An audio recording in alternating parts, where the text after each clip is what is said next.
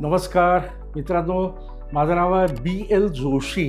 मी एक soft skill coach आहे, त्याचप्रमाणे इमेज कन्सल्टंट आहे। मला तुम्हाला विचारायचं आहे की प्रत्येकाला आनंदी राहण्याचा अधिकार आहे ना? तुम्हाला पण आहे, मला पण आहे। आणि आपल्याला या परमेश्वराने जे आयुष्य दिलेलं आहे, हे आयुष्य आपण आनंदाने जगावं ही प्रत्येकाची अपेक्षा असते। पण हे नेहमी आपल्या मनाप्रमाणेच घडतं का? तर कधी हो आणि कधी नाही।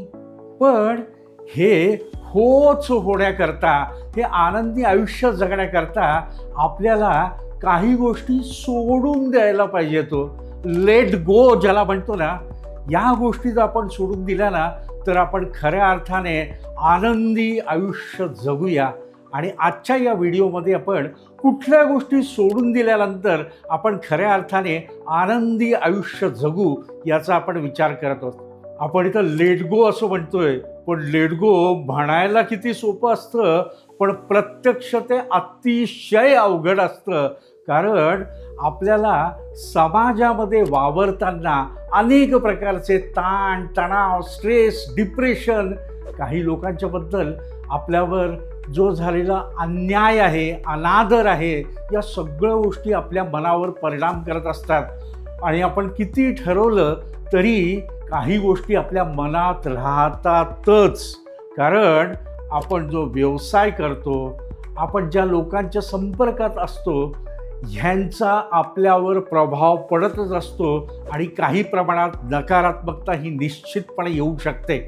आपण इथं बघणार आहोत, पहिली गोष्ट आपल्याला काय करता येईल की प्रत्येकाला मी आवडावं ही एक बेसिक असलेली भावना आहे। पण ही भावना अनेक वेळेला आपल्याला कुठेतरी अडचणीत आणते। प्रत्येक माणूस हा वेगळा आहे। आज जर मी असं विचार केला की मी माझ्या संपर्कात येणाऱ्या प्रत्येक व्यक्तीला आवडावं, मान्य आहे, पण खरंच आपण प्रत्येक गोष्टी व्यक्तीला आवडू शकतो का? का प्रत्येक व्यक्ती आपल्याला समजून घेऊ शकते का? प्रत्येक व्यक्तीला माझी एनर्जी माहिती आहे का? प्रत्येक व्यक्तीला माझी स्ट्रेंथ माहिती आहे का? प्रत्येक व्यक्तीला माझे लिमिटेशन्स माहिती आहेत का? त्यामुळे या सगळ्या गोष्टी मला माहिती आहेत। मी आज जर आनंदी राहायचं असेल तर मला हा विचार केला पाहिजे की मी माझ्या संपर्कात राहणाऱ्या प्रत्येक व्यक्तीला आवडावंच असं होऊ शकत नाही। त्यातली काही लोक हे मला कदाचित आवडणार नाही, काही लोकांना मी आवडणार नाही, म्हणजे आयुष्यात काही संपलं का? सगळं काहीही फरक पडत नाही। त्यामुळे हा झाला पहिला भाग झाला। आता दुसरा महत्त्वाचा भाग आहे। आज या 21व्या शतकामध्ये प्रत्येकाला प्रॉडक्टिव्ह राहावंसं वाटतं की बा प्रोडक्शन हे आपल्या जीवनाचं अंतिम ध्येय आहे का? सतत कामात व्यस्त राहणे, प्रोडक्शन करणे, मग ते गुड्सच्या बाबतीमध्ये असो, सर्व्हिसेसच्या बाबतीमध्ये असो, स्तुत्य संकल्पना आहे। पण मला एक सांगावं, आपण माणूस आहोत का मशीन आहोत? आज आपण दिवस रात्र फक्त मशीनसारखं काम करायला लागलं तर आपण रोबॉट नाही का होणार? आपण कसे आनंदी राहणार हो? आज ह्युमन बीइंग म्हणून, माणूस म्हणून मला काही भावना आहेत, मला काही विचार आहेत, मला कुठेतरी कोणाशी तरी वेळ घालवायचा आहे, माझा वेळ सत्कर्मी लावायचा आहे, मला ज्या आयुष्यात गोष्टी आवडतात त्या गोष्टी मला करायच्या आहेत, मला माझे छंद जोपासायचे आहेत। आणि ह्याकरता मी फक्त प्रॉडक्टिव्ह राहिलं तर या सगळ्या गोष्टी शक्य आहेत का? कदाचित नाही। ॲज अ ह्युमन बीइंग मला सुट्टी पण एन्जॉय करता आली पाहिजे, मला ऑफ पण घेतला पाहिजे, मला फ्रिकआउट करता आलं पाहिजे। I should live my life in my own way. आणि मित्रांनो, हे जर आपण अडॉप्ट केलं ना तर आपण निश्चितपणे आनंदी राहू। तिसरा त्यातला भाग आहे की या आयुष्यामध्ये आपण तुलना करत राहतो। एक व्यक्ती दुसऱ्या व्यक्तीशी कायम तुलना करत राहते आणि हा असलेला मनुष्य स्वभाव आहे। पण या तुलनेमुळे खऱ्या अर्थाने काय होतं तर आपण नाराज होतो। बऱ्याचशा वेळेला आपल्याला असं वाटतं की अरे, त्याचं लाईफ किती छान आहे, त्याचं लाईफ किती आनंदी आहे, त्याचं मॅरिड लाईफ किती चांगलं आहे, त्याची प्रकृती किती छान आहे, तो किती छान वेकेशनवर जातो, त्याचं करिअर किती चांगलं आहे, आणि आपण जेव्हा तुलना करायला लागतो ना त्यावेळेला त्रास फक्त आपल्याला होतो.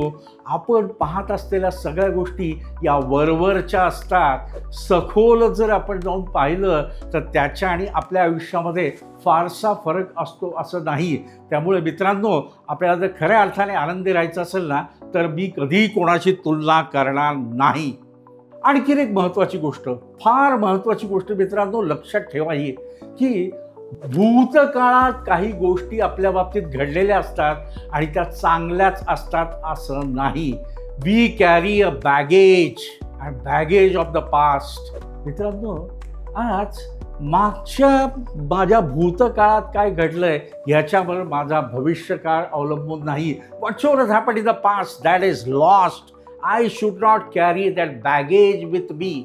आणि जर माझ्या आयुष्यामध्ये, पूर्व आयुष्यामध्ये जर एखादी घटना घडली असेल त्याच्यावरून माझं उद्याचं भविष्य डिसाईड होत नाही, तर या मी सोडून द्यायला पाहिजे, त्या धरून चालणार नाही. I will have to start getting a bounce back. आणि मी आज या सगळ्या गोष्टी विसरून माझं आयुष्य हे चांगल्या पद्धतीने यशाच्या दृष्टिकोनातून कशी वाटचाल करू शकेल ह्याचा मला निश्चितपणे विचार केला. भूतकाळातल्या न आवडणाऱ्या घटना या आम्ही जर सोडून दिल्या तर आम्ही खऱ्या अर्थाने आनंदी आयुष्य जगू. आणखीन एक गोष्ट आहे बघा की बऱ्याचशा वेळा आपण प्लॅन करतो की मला माझा व्यवसाय अशा पद्धतीने वाढवायचा, मला माझ्या कंपनीमध्ये प्रमोशन इतक्या वर्षांनी मिळायला पाहिजे, या प्रकारचं प्रमोशन मिळायला पाहिजे. पण मित्रांनो, आयुष्यात सगळ्या गोष्टी आपल्या म्हणण्याप्रमाणे होतात का?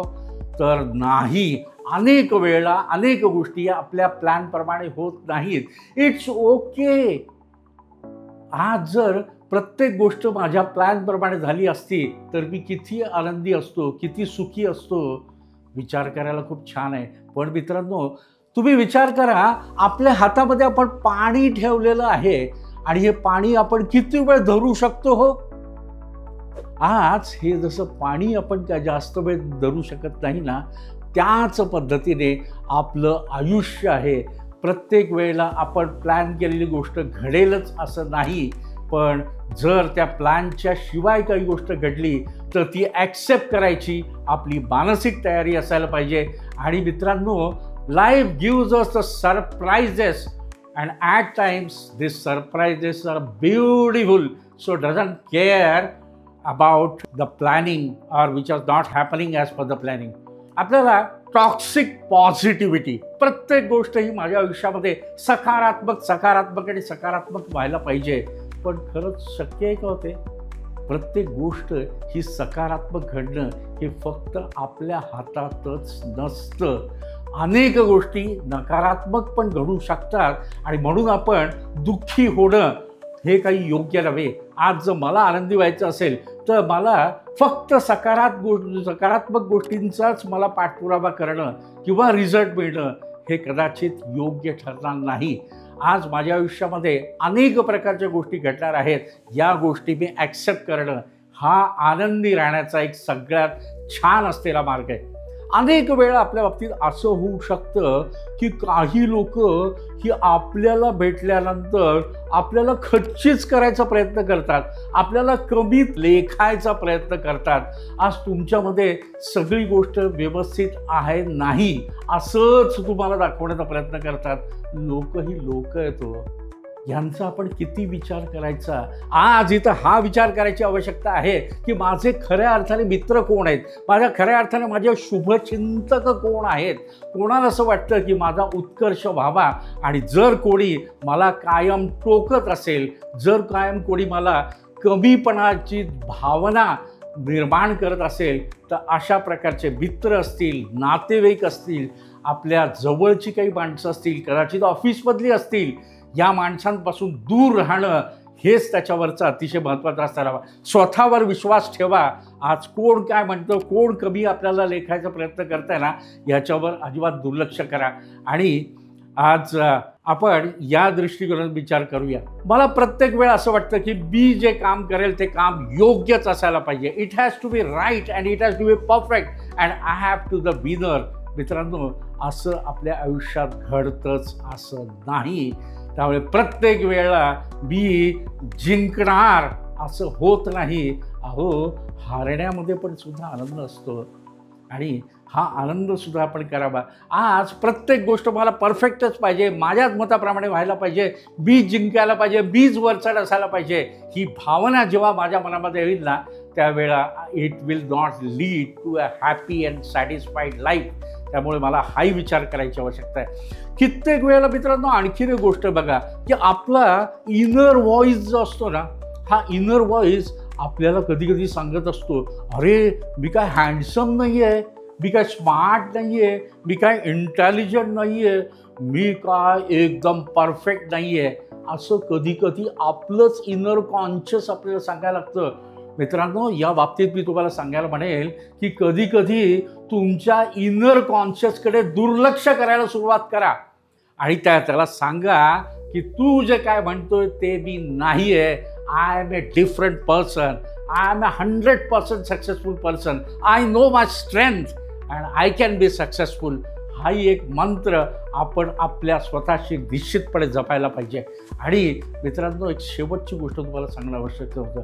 आपल्याला अनेक वेळा असं वाटतं की असं काहीतरी झाल्यानंतर माझ्या आयुष्यामध्ये आनंदाचा क्षण येणार आहे. मग ते कदाचित माझा व्यवसाय असेल, त्या व्यवसायामध्ये 100 कोटीचं टार्गेट पूर्ण केल्यानंतर मी आनंदी होईल, किंवा मी जर नोकरी करत असेल तर मी जनरल मॅनेजर CEO झाला तर मी आनंदी होईल, किंवा मला एखादी लॉटरी लागली तर मी आनंद होईल, किंवा माझ्या घरामध्ये एक नवीन जर बाळ जर जन्माला आलं तरी मी आनंद होईल. आपल्या या आनंदी होण्याच्या संकल्पना वेगळ्या असतात आणि आपण हा कधी आनंद होणार ह्याचा आपण वाट बघत असतो. मला असं वाटतं इथंच कुठेतरी मोठा विचार करायची आवश्यकता आहे की don't wait for that someday I will be happy and it is not your choice. Everything you will have to decide that I am happy on each and every moment of the life. I will not wait for that happiest day to come. मित्रांनो, या जर सगळ्या गोष्टी आपण लक्षात ठेवल्या ना, तर आनंद हा माझा अधिकार आहे. आनंदाने आयुष्य जगणं याकरता मी जन्माला आलेलो आहे. आयुष्यात अनंत अडचणी आहेत, या अडचणींवर मात करून मी आनंदी राहणार हा संकल्प करूया. मित्रांनो, या छोट्या छोट्या गोष्टी जर आपण खऱ्या अर्थाने इम्प्लिमेंट करायला सुरुवात केली तर आनंदी जीवन जगणं हे आपला सहज शक्य आहे. आणि तुमच्या या आनंदी जीवन जगण्याकरता माझ्यातर्फे हार्दिक हार्दिक शुभेच्छा. मला नक्की माहिती आहे की हा व्हिडिओ तुम्हाला आवडलेला आहे आणि यासंबंधी तुम्हाला आणखीन काय माहिती पाहिजे असेल तर तुम्ही निश्चितपणे आमच्याशी संपर्क करू शकता. याचबरोबर यासारखे कुठले विषय आपण चर्चा करावीत यासंबंधी तुम्ही आम्हाला प्रश्न विचारू शकता. Wish you happy life. Thank you so much. All the best. आणि मित्रांनो, लाईक करा, शेअर करा आणि सबस्क्राईब करायला विसरू नका. थँक्यू.